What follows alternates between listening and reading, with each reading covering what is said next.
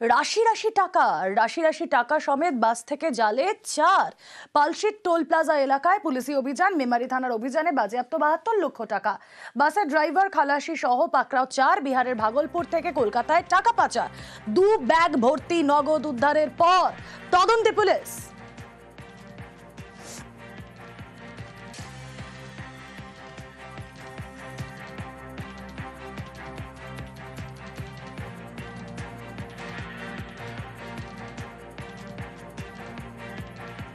আর এদিকে দেখুন, ঝাড়গ্রামের বাঁকড়াতে গ্রাম দখল হয়ে গিয়েছে। 75টি পরিবারের জমি হাতানোর অভিযোগ। রাতারাতি 3 কোম্পানির নামে জমি হস্তান্তর। কাউকে মৃত দেখিয়ে কারো সই জাল করে কারসাজি। বিএলআরও কে নালিশ স্থানীয়দের।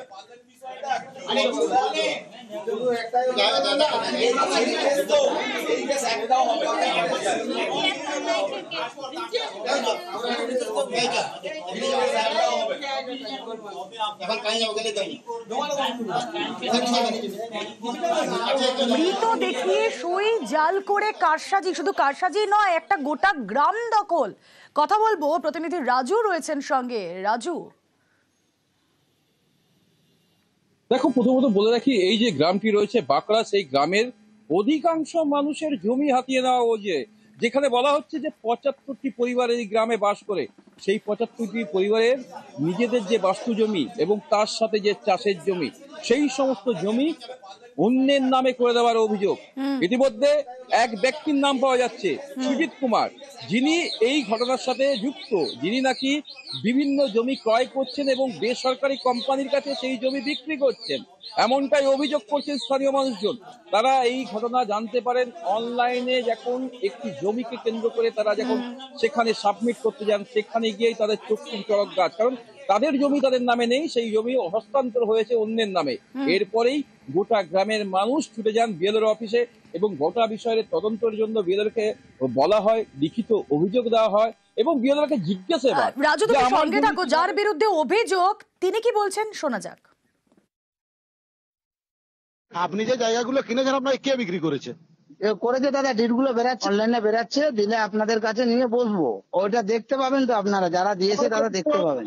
যদি ভুল হয়ে থাকে, তার ভুলের তাকে মাসুল পেতে হবে। সে আমি হই, সে হোক, যে হোক, যে দিয়েছে না, সেই ডিটটা আমি অনলাইনে বের করতে দিয়েছি মৌরিকে। কি ব্যাপার আছে, সে যে ব্যক্তি দিয়েছে আর যারা প্রমোটার কাজ করেছে, দুজনকেই নিয়ে আপনাদের কাছে আমি বসাবো।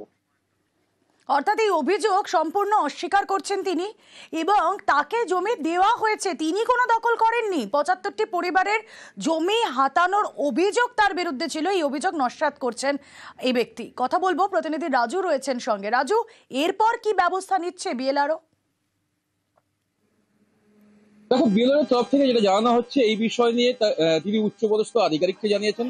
কারণ এই জমি যেখান থেকে মিউটেশন বা এই জমির যে হস্তান্তরের যে কাগজগুলি রয়েছে, তার রেজিস্ট্রি অফিস থেকে রয়েছে।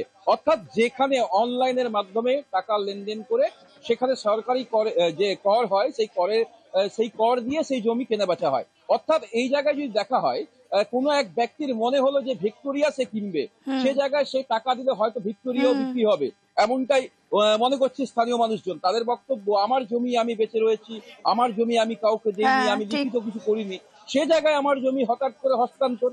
আর এই বিষয় নিয়ে বিডিও এবং বিএলআরকে কি বলছেন বিএলআরও অবশ্যই শুনবো, কিন্তু তার আগে অভিযোগকারীর বক্তব্য আপনাদের সামনে। আমাকে মৃত দেখিয়ে আমার যত সম্পত্তি ছিল সেগুলা সুজিত কুঙ্গার নামে কোনো ব্যক্তি কোম্পানির নামে সেল করেছে।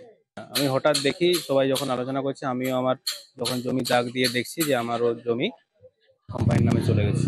যে লোকগুলা করছে ওদেরকে জানি না, ওখানে এই এলাকার হয়তো ওরা নয়, বাইরের লোকজন, কিন্তু এখানে এসে ওরা এইসব কারবারগুলো করছে। হ্যাঁ, বিএলআর আমাদের জমি আমরা বিক্রি করি না, জন্মানে এরকম তুলে নিয়ে যাচ্ছে হয়ে যাচ্ছে। কিছু লোকের যখন দেখছে অনলাইন করে, তখন দেখছি আমরাও, তখন দেখছি আমাদেরও নয়, না বিক্রি করিনি। বিক্রি করেছে বুড়ি মোলের লোক, ওর নাম আছে, ওরা দেখছি। আপনার কাছে অভিযোগ হয়েছে কি? না, অভিযোগ হয়নি। অভিযোগ করেছে যে যে জমিটা হস্তান্তর হয়েছে বলে দাবি করা হচ্ছে, সেটা যেন রেকর্ড না হয়। কোনো প্রমাণ আমার হাতে নেই, কারণ দলিলও আমাকে ওরা দেখাতে পারেনি, বা ওদের বিরুদ্ধে যে দলিলটা কেউ করে নিয়েছে সেটাও আমাকে দেখায়।